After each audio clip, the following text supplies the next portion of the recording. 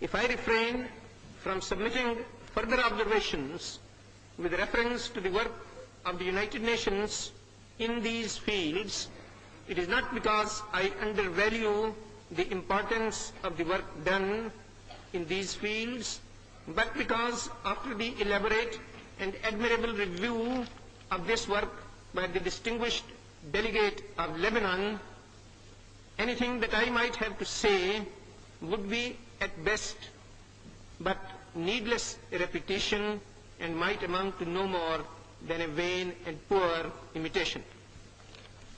It may take the form of social, economic, or political upheaval or revolution within national boundaries, or it may extend beyond those boundaries and assume the shape of armed conflict between two or more nations.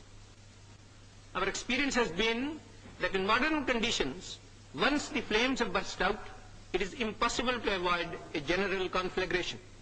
That being so, it is the plain duty of this organization to be constantly on the alert to uncover abuses which are likely to culminate in armed conflict, and to seek, by whatever means may be open to it, to correct and remedy them, or at least to call for and insist upon their correction in good time. Let me illustrate. By the end of the first decade of this century, it was becoming more and more clear that the so-called colonial system, which had as its ultimate basis notions of race,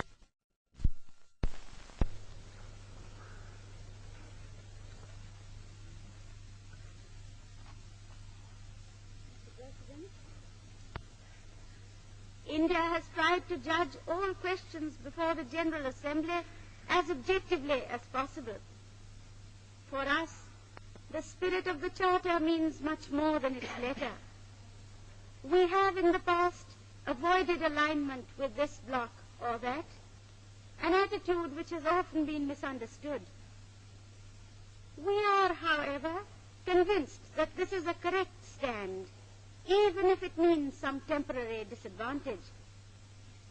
It is not based on any weakness, but is the result of our conviction that by avoiding grouping with any power bloc, we are, in howsoever small a fashion, helping toward the maintenance of peace.